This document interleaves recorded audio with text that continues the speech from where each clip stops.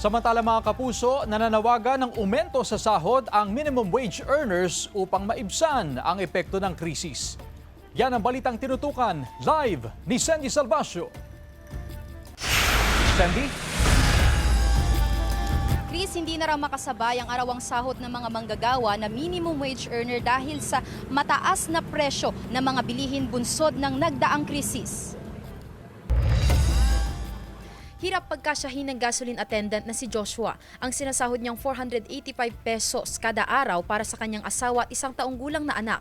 Nagsimula raw ito sa biglaang pagtaas ng presyo ng mga bilihin, bunsod ng nararanasang krisis.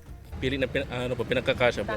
Sa pagtaas ng krudo po, talagang nahirapan. Batay sa ulat ng Philippine Statistics Authority, umakyat sa 7.2% ang inflation rate noong Abril mula sa 4.1% noong Marso. Sa datos ng PSA, nakaapekto ang pagtaas ng pandaigdigan at lokal na presyo ng petrolyo, gastusin sa pagkain at iba pang basic utilities. Isa rin si Tatay William na isang security guard sa mga manggagawa na apektado rito.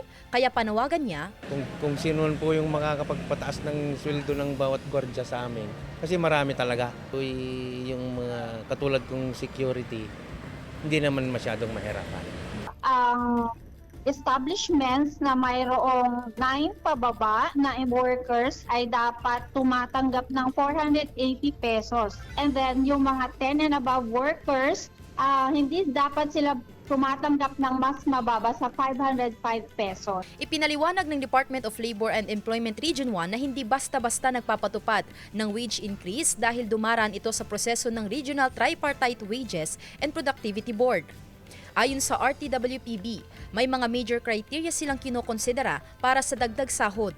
Ito ang needs of the workers, regional economic development at comparative wages ng mga kalapit na rehiyon. Tinitignan din ng DOLE ang kakayahan ng mga employer na magpasahod sa kanilang mga empleyado. Yung capacity to pay ng ating mga employers. Baka pag nagtaas and then bumalik sa normal na conditions, wala nang war, hindi na pwedeng bawiin yung increase na binigay. Chris, sa kasalukuyan ay patuloy naman ang iba't ibang intervention ng DOLE sa mga manggagawa para maibsan itong mataas na inflation rate. Maliban dyan ay tuloy-tuloy din daw ang kanilang konsultasyon at pag-aaral para matiyak na balanse ang kapakanan ng mga manggagawa at mga negosyante sa mga panahong ito. Chris?